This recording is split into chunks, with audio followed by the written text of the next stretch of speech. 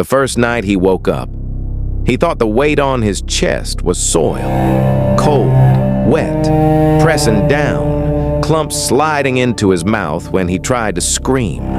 But there was no scream, no breath, just awareness, sharp and sudden, like a blade dragged across his mind. He remembered dying, heart failure, a quiet room, no witnesses, no forgiveness. When he opened his eyes, the sky above him was black and starless, framed by crooked headstones. His coffin lay split open, wood rotted and peeled apart as if something inside had grown impatient.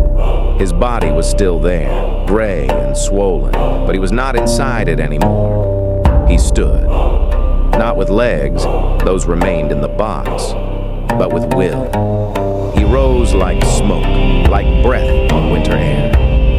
The cemetery stretched endlessly around him, iron gates rusted shut, trees bent inward like conspirators. Every grave hummed softly, a low choir of the forgotten, and he was hungry. At first the hunger felt like cold, a gnawing emptiness, deep in the grave. Then it sharpened into something else, a craving for warmth, for movement, for the pulse he no longer had. When the first wanderer came, the hunger sang. The man was drunk, laughing, cutting through the cemetery as a shortcut, his phone lighting his face in sickly blue. He didn't see the shadows gathering behind him. He didn't hear the whisper of dirt shifting, the soft scrape of stone. The spirit reached for him, no hands, no claws, just presence. The temperature dropped so fast the man's breath turned to frost mid-step. His laughter died in his throat as the darkness poured into him, through his mouth, his eyes, his pores. He tried to scream, but the sound froze inside his lungs. The spirit drank. It took the heat first, then the color, then the spark.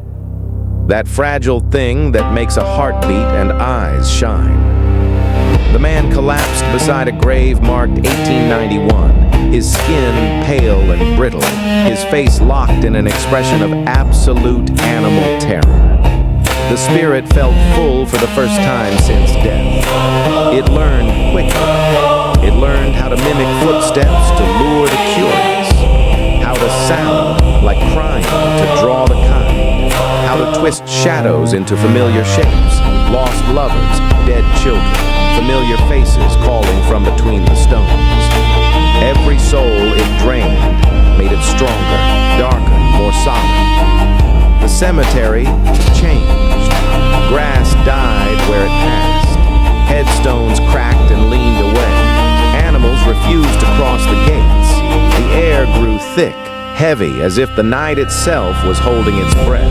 Locals spoke of figures, seen standing among the graves, of voices begging for help, of people who entered and never returned, or returned hollow, eyes dull, bodies alive, but something essential missing. The spirit remembered who it had been. A cruel man, a small man, a man who took pleasure in watching others suffer quietly. Death had not changed him, it had refined him. Now he waits. Every night he drifts between the graves, feeding the cemetery, feeding himself. He wraps himself around intruders like a shroud, presses into their chests and pulls the life from them slow enough that they understand what is happening. And when dawn comes, the graves are quiet again. But if you